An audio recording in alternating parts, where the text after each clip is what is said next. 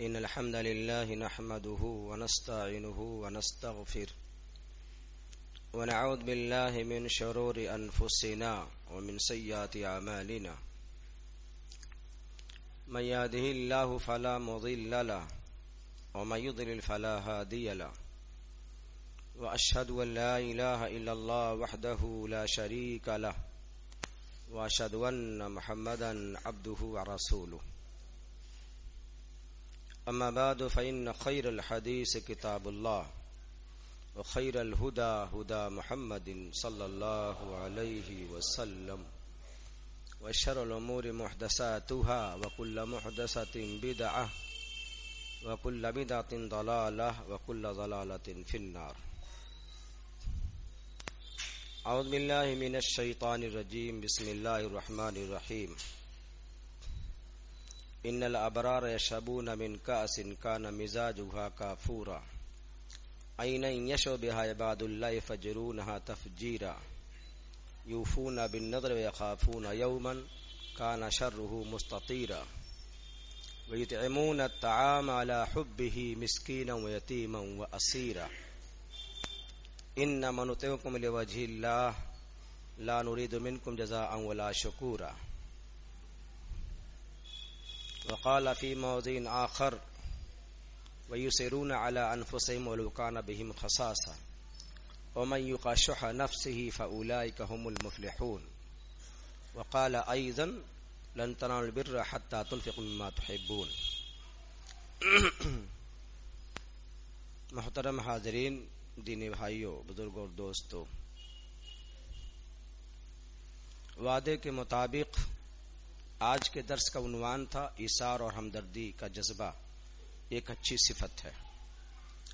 اپنی گفتگو کی جو ترتیب وار پہلے سے چل رہی تھی، پیچھے ہم نے 5 خطبے دیے تھے، دنیا کے دوڑ، دھوپ اور قناعت کی راہیں. اس کے بعد بیچ میں ایک دوسری بات آ گئی، اسناد و نقل کر دیا تھا. پھر ہم نے یہ دکھلانے کے لیے کہ اللہ رب العالمین جو دنیا میں لوگوں کی نگاہ میں غریب، نادار، محتاج ہیں، اللہ کی نگاہ میں کتنے محترم ہیں، اللہ نے ان کی کتنی اچھی سراہنا کی ہے.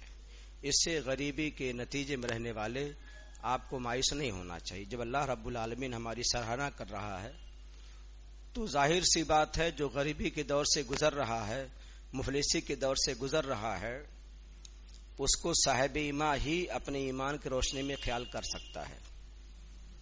اس لیے آپ نے علماء کی تقریر میں سنا ہوگا، رمضان جہاں بہت ساری خوبیوں کا مہینہ ہے، ایثار ہمدردی کا مہینہ ہے.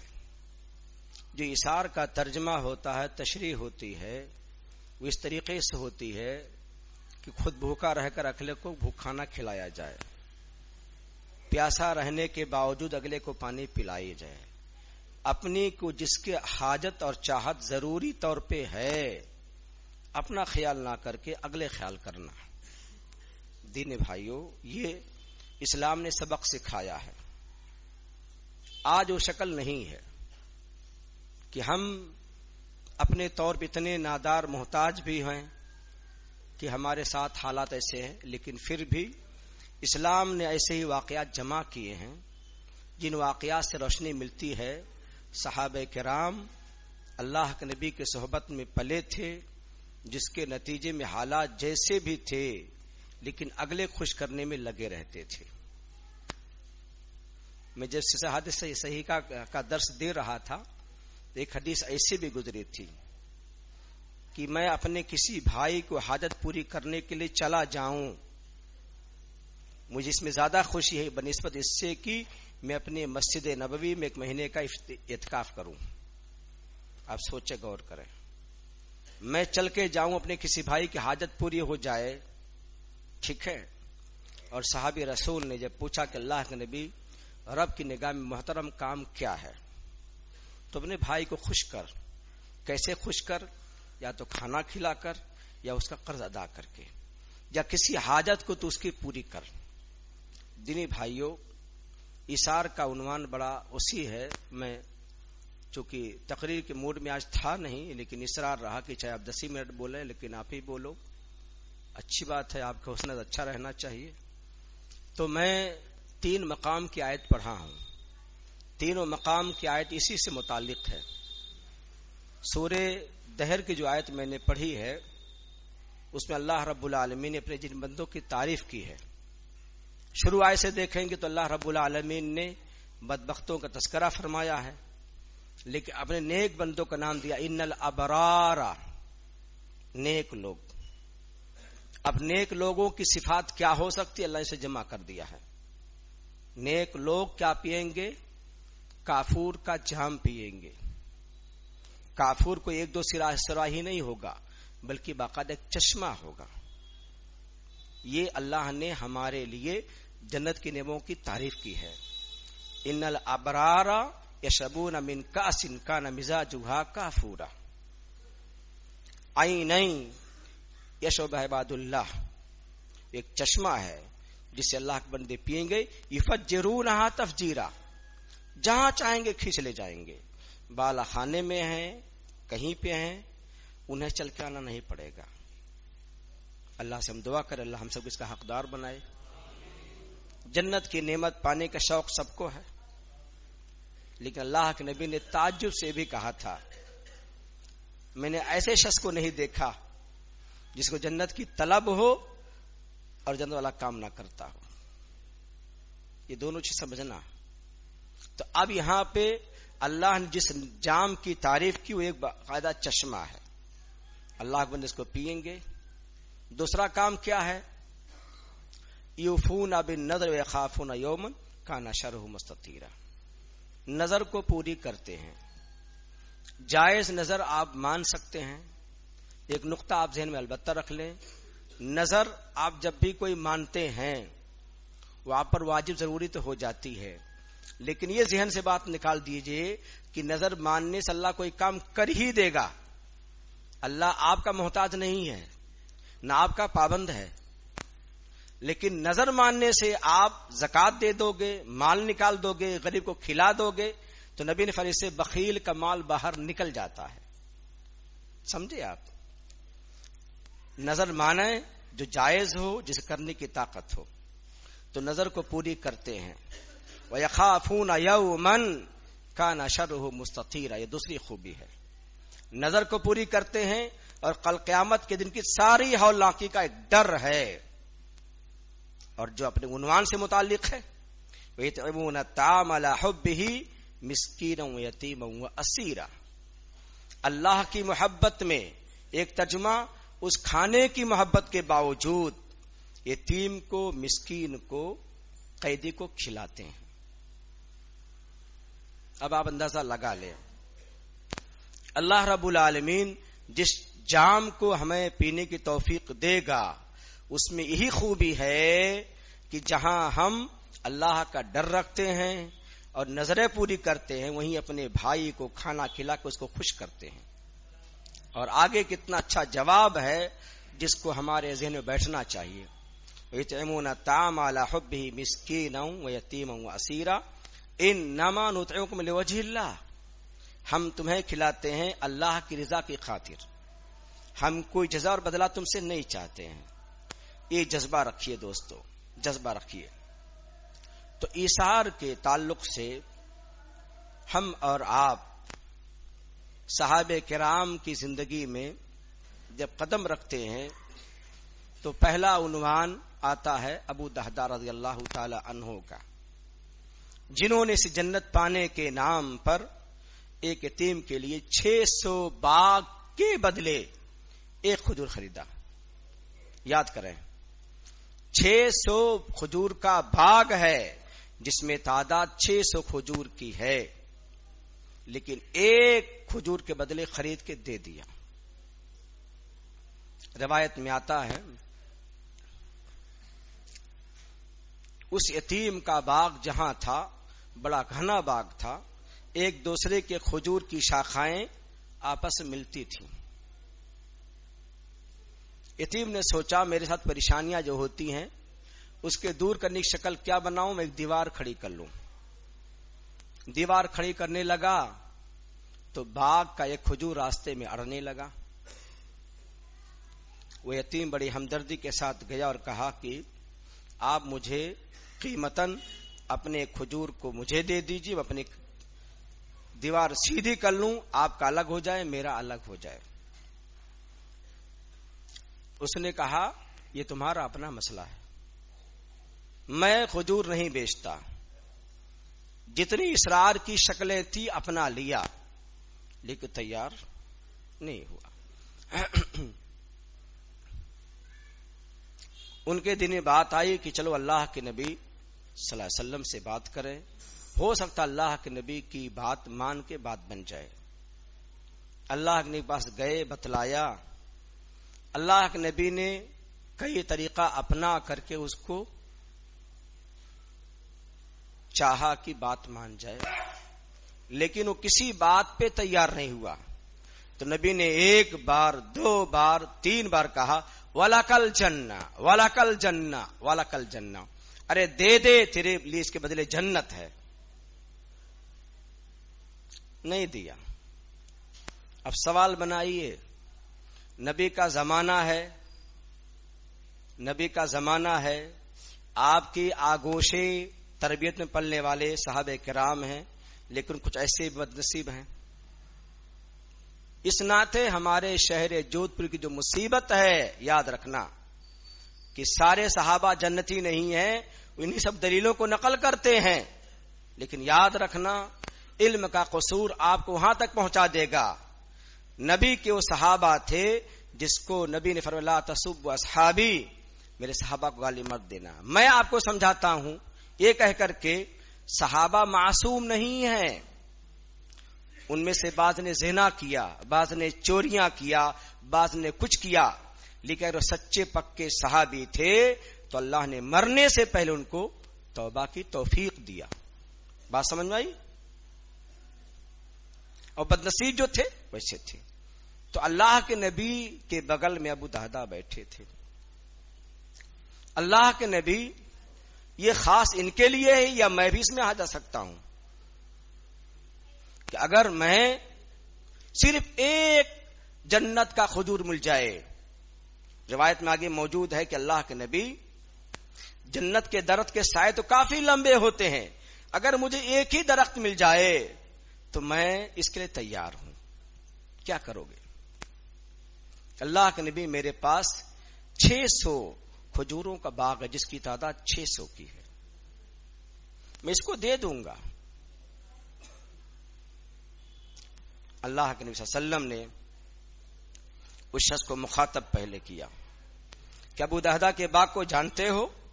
अच्छी तरह जानता हूं।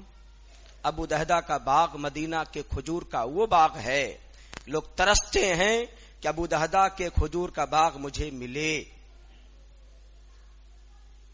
उसका फल खाया जाए। तो पहचाना हुआ बाग है कि अबू दहदा कुछ कह रहे हैं, सुन लो कि भाई तुम इस आदमी को एक खजूर तुम्हारे बीच में अड़ रही है दे दो, तुम्हें मैं 600 खजूर का बाग दे देता हूं।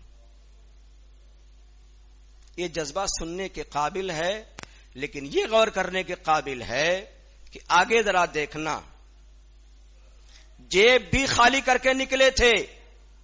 याद रखना, तारीख का बड़ा अनोखा बाब बतला रहा हूं। ये अबू दहदा जब बीवी के पास गए हैं तो अंदर घुसे भी नहीं, जितने बाल बच्चे थे उनके जेब में जो बस सब खाली करके आ गए कि ये तो अल्लाह के लिए हो गया है, इस नाते अब आ जाओ। मैं अभी पढ़ जब रहा था तो ये महसूस किया, तब मोबाइल का जमाना नहीं था। बीवी को अचानक ऐसी इत्तला मिले तो औरत नाक़िसुल अक़ल होती है, कुछ कह सकती है ना कि हमारा आपका क्या होगा, लेकिन बीवी ने कहा वाह रे अबू दहदा, तूने बड़ा अच्छा सौदा किया। इस नाते अबू दहदा ने बाहर से आवाज लगाई, बीवी बच्चे बाहर आए, कहा सब खाली कर दे, सब अल्लाह के लिए हो गया है। अब अबू दहदा ने 600 बाग अगले को दिया और यतीम बच्चे के हवाले किया कि बाग तुम्हारे लिए है, अपनी दीवार सीधी कर दिए। ये इशार नहीं तो क्या है? समाज को इसकी सख्त जरूरत है। आप जैसे आज मशीन बैठे हुए हो, कहीं बैठ के थोड़ा गौर करो, समाज की बिगड़ती जो तस्वीर है ہم لوگ کیسے غور کریں؟ تو آپ غور کریں گے، یہ سماج کی بگڑی تصویر کے لیے کوئی قدم نہیں اٹھ رہا ہے. ہمارے خطبے ہوں گے، ہمارا جمعہ ہوگا، رمضان آئے گا، لیکن ہم ٹس سے مس نہیں ہوں گے کہ پریشان حال آدمی پریشانی کس موڑ پہ آیا کیسے. کوئی کسی کو قرض نہیں دیتا ہے، کوئی کسی کو قرض نہیں دیتا ہے. آپ کہتے ہو یہودیت کے لیے اس کے سامان نہ خریدو، یہ نہ خریدو. یہودیت نے اپنا ہر جگہ ہر حال میں اپنا شکنجا کس رکھا ہے. میں کہوں تو جھوٹا نہیں ثابت ہوں گا. بیسی کا زمانہ چل رہا ہے، سب جانتے ہیں. عورتیں بیسی چلا رہی ہیں، ان کا بھی سودی نظام چل رہا ہے. یہ حال ہے. بیچارے کو پریشانی ہے، بچے کی شادی کرنا ہے، قرضہ دینا ہے. 1 لاکھ میں 40,000 گھاٹا سہ کے 60,000 لے رہا ہے. 40 آپ بانٹ لے رہے ہو، کیا رہ گیا؟ ایثار کا حال تو یہ ہوا کہ اپنی پوری جائیداد اللہ کے راہ میں قربان کر کے اگلے کا کام بنایا اور اللہ سے مدد مانگے، اللہ مجھے جنت دے دینا. سوال بنایا اللہ کے نبی، کیا مجھے جنت کا کھجور ملے گا؟ ہاں، وَلَكَ الْجَنَّةُ، جنت ملے گی. اس لیے دین بھائیوں، جب یہ تصویر ذہن میں رہے گی کہ آج نہیں، کل نہیں، پرسوں اللہ کے حوالے جانا ہے، ہمیشہ کی زندگی جنت کی ہوگی انشاءاللہ. تو وہاں کی زندگی ہماری اگر سنوری رہے گی تو انشاءاللہ العزیز دنیا کلفت ہم بھول جائیں گے. دین بھائیوں، باتیں لمبی نہیں کہنی ہے، اتنا ضرور کہنا ہے، ہم اپنے طور پہ کتنا دنیا کے لیے مفید ہو سکتے اس کی فکر کیجئے. اللہ نے آپ کو طاقت دے رکھی ہے. پڑوسن کا گیہوں پسانے کا معاملہ ہے، آپ پسا دیجئے، بازار کر کے لا کے دے دیجئے، انصاف سے لا کے دے دیجئے، امانت داری سے لا کے دیجئے. مولانا عبدالستار صاحب رحمہ اللہ ہو چکے، اللہ انہیں غریق رحمت فرمائے. ان کے بیٹے عبدالحی صاحب بتلاتے ہیں کہ میرے سماج میں بہت سارے جوان مر گئے، ٹی وی کی شکایت میں مر گئے. میرے والد گلیوں میں گھومتے، سب کا جھولا لیتے، جھولوں میں پیسہ لیتے، سب کو تو 5 روڈ اس دور معلوم ہوتی تھی، کا جھولے لیتے، سب کا سامان خرید کے لا کر ایک گھر کے پہنچاتے تھے. وہ سب اللہ کے بندے تھے. مولانا عبد القیم صاحب خود اپنا ذاتی واقعہ بیان فرماتے ہیں، ہم علماء کی ٹیم ایسے نکلا کرتی تھی، گھروں کو آواز لگاتی تھی، 5 منٹ بیٹھتے تھے، پوچھتے تھے آپ سب نماز کے پابند ہو کہ نہیں نماز کے پابند ہو، یہ فریضہ انجام دیتے تھے. آج حالات اتنے ناگفتہ ہو گئے ہیں، 30-32 مساجد ہیں، علماء ہیں، ان تمام کو ایک جگہ جمع کرنے کی ہماری چاہت ہوتی ہے، لیکن آج تک پورا نہیں کر سکا. دینی بھائیوں، سماج جو بگڑ چکا ہے کہ دل میں محبت اتنی نہیں ہے کہ میرا بھائی قرض میں ڈوبا ہوا ہے، میرا بھائی بیماری سے جوجھ رہا ہے، میرا بھائی دینی بھائی ہے، خاندانی نہیں، سماجی نہیں، دینی بھائی ہے. یہ اگر تڑپ تڑپ کیسے مر جائے پیسے کے بغیر اور ہمدردی کے بجائے، تو اللہ ہمیں کیا کہے گا؟ حدیث یاد رکھنا کہ میں پیاسا، تم نے مجھے پانی نہیں پلایا، بھوکا تھا، کھانا نہیں کھلایا، بیمار تھا، تیمارداری نہیں کیا، تو اللہ بھوکا نہیں، اللہ پیاسا نہیں، اللہ بیمار نہیں.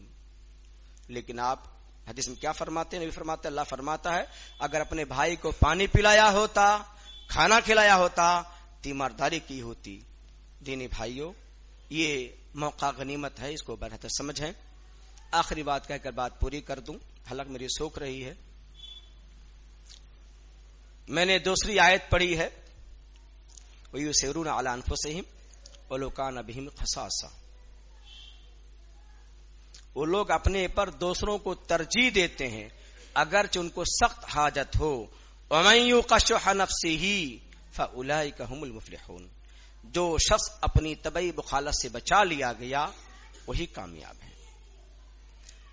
فقیر ہونا، محتاج ہونا، قلاش ہونا کوئی عیب نہیں، لیکن بخیل ہونا یہ عیب ہے. ٹھیک ہے؟ اللہ رب العالمین نے انصار کی تعریف میں کہا ہے، اور ایسے بارہا واقعات بھی ہیں، کسی اور موقع پہ انشاءاللہ بات ہوگی. ٹھیک ہے؟ کیا جزاک اللہ. ایک منٹ رک جاؤ.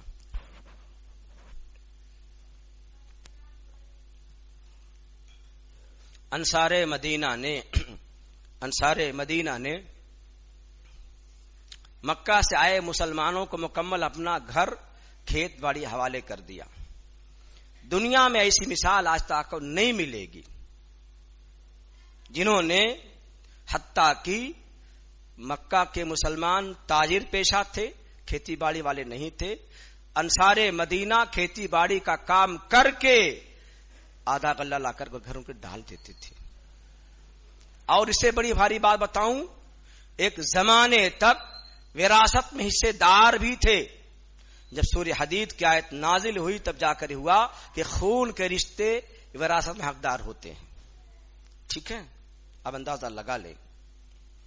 اس لیے ابو طلحہ انصاری رضی اللہ عنہ جبکہ بڑے خوشحال گھر کے آدمی تھے، نبی کے پاس جو مہمان آئے تھے اس وقت نبی کے بیویوں کے پاس کسی کے پاس سوائے پانی کا کوئی بندوبست نہیں تھا، صرف پانی تھا. اللہ کے نبی نے اعلان کیا کہ میری اس مہمان کی کون ضیافت کرے گا؟ ابو طلحہ نے کہا میں کروں گا. گھر کا ماحول معلوم نہیں تھا لیکن اعلان کر دیا. گھر گئے تو کہا چند ٹکڑے بچے ہوئے ہیں بچوں کے لیے، بچے بھوک سے سو جائیں، شوہر بھی بھوک سے سو جائیں، پھر اگلے کو کھلا دیا جائے. یہ کتنی بڑی ہمدردی خیر خواہی کا سچا جذبہ ہے. سفرا آتے ہیں، آپ ان کو کھلاتے ہو، ان سے دعائیں لیتے ہو، بڑی اچھی بات ہے. اس لیے جب جس ٹائم آپ کسی کو دیکھو اپنا اخلاقی فریضہ سمجھو. میں نے بھی سفارت کی ہے. کانپور کی جماعت کا حال یہ ہے، باقاعدہ ٹوکن دیا گیا ہے. آپ 10 دن رہو گے، 5 دن رہو گے، کتنا رہو گے، یہ ٹوکن گن کے رکھ لو. یہ ہوٹل ہے، جا کے برابر کھاتے رہنا. تو دنیا میں جب چکر لگاؤ گے تب ہماری محنت ہیچ معلوم ہوگی. قنوج چھوٹی جماعت ہے، ٹھیک ہے، لیکن رمضان بھر باورچی ملازمین 5 رہتے ہیں. سمجھے آپ؟ ہم خود اس شہر کی تعریف کئی مرتبہ کر چکے ہیں کہ تیلیان میں گدے آسمان چھوتے تھے، بھرے پڑے رہتے تھے.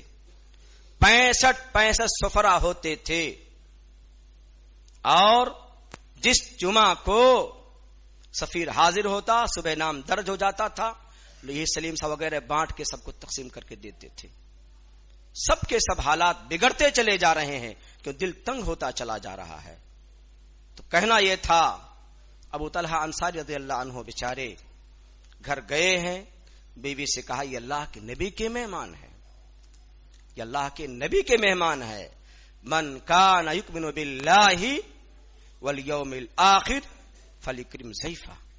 جو اللہ پر، قیامت کے دن پر ایمان رکھے وہ اپنے مہمان کی عزت کرے. دینی بھائیوں، کھا رہے ہیں. چراغ بیوی پہلے سے طے تھا کہ کھانا ایک ہی آدمی کا بھی نہیں مکمل ہے، میرا ہاتھ کیسے چلے گا. چراغ سنبھالنے کے اعتبار سے بجھا دیتی ہیں. مہمان کھا رہا ہے، یہ بھی کھا رہے ہیں، نہیں کھا رہے ہیں. لیکن یہ ادا اللہ کو کتنی پسند آئی کہ آسمان سے قرآن نازل ہوتا ہے، وَيُسِرُونَ عَلَىٰ أَنفُسِهِمْ وَلَوْ كَانَ بِهِمْ خَصَاصَةٌ. یہ دلوں کا مالک اللہ ہے. آج بھی ایسی خوبیوں کے مالک بن جاؤ. یہ آیت آپ کے لیے بھی مصداق بن سکتی ہے. اللہ سے ہم دعا کریں، اللہ تعالیٰ آپ کو، ہم سب کو صحت و سلامتی سے ہمکنار فرمائے. اللہ ہم سب کی آسانیاں فرمائے. ایمان کو ہمیشہ جانچتے رہیے. میرے ایمان کا گراف کتنا اونچا ہے، کتنا نیچا ہے. یہ مال دل کو چپٹنے والا ہے، اولاد دل کو چپٹنے والی ہے. یہ دونوں آسانی سے نہیں جانے والے ہیں. لیکن جیسے ہم آپ مریں گے، نہ اولاد میرے کام آئے گی، نہ مال میرے کام آئے گا. جو کام آئے گا میرا نیک عمل کام آئے گا. اس ناطے جائز طریقے سے اولاد کو پالیے، مال کے خیال کیجئے. ایسا ہم نہیں چاہتے ہیں کہ آپ دنیا کو لٹا دیجئے اور آپ قلاش اولاد کو چھوڑ کے مریے. لیکن حالات جس موڑ پہ جیسے آئیں، آپ کو ایمان کا اظہار کر کے عمل کرنے کے اللہ توفیق مانگنی چاہیے. اللہ آپ کو، ہم سب کو اس پہ عمل کی توفیق دے وے آمین.